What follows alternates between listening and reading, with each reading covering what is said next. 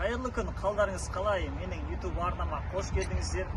Шыны керек, біз кейде кітапты оқу барысында кітаптың кейбір әңгімелерін түсінбей қалып жатамыз. Енді өзімнің оқыған кітабымның ішіндегі өзім түсінбеген бір әңгімелерді сіздерге оқып берейін. Мүмкін сіздер түсінетін шығарсыздар. Және де сіздер оның мағынасын егер түсінсеңіздер, міндетті түрде комментарийға жазсаңыздар. Екі әңгімені шыны керек мен түсінбедім. Соны оқып берейін. Егер сіз маған маңызыңызды не арттыратынын айтып берер болсаңыз, мен де сіздің кім екеніңізді айтып бере аламын.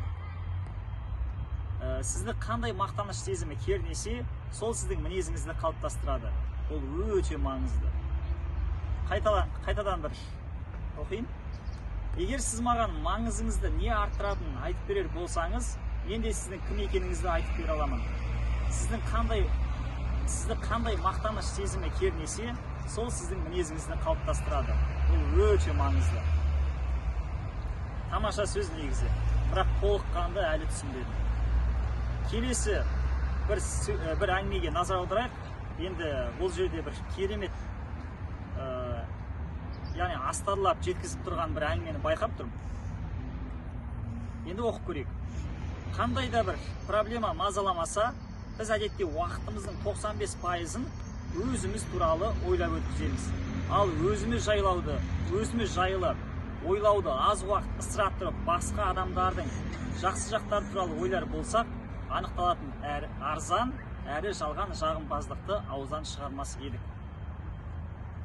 Негізі тамаша сөз. Тағы да бір қайталап оқиын. Қандай да бір проблема мазаламаса, біз әдетте уақытымыздың 95%-ын өзіміз туралы ойлап өткіземіз. Ал өзіміз жайлы ойлауды аз уақыт ысыра тұрып, басқа адамдардың жақсы жақтары туралы ойлар болсақ, анықталатын арзан әрі жалған жағымпаздықты ауыздан шығармас едік. Осы оқыған екі әңгімені сіздер қалай түсіндіңіздер?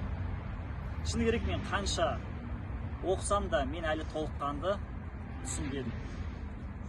Егер түсінген болсаңыздар, міндетті түрде комментарийға жазыңыздар, лүпілдеріңізді аямаңыздар, каналыма тіркелуді ұмытпасаңыздар. Көңіл қойып тыңдағандарыңызға көп-көп рахмет.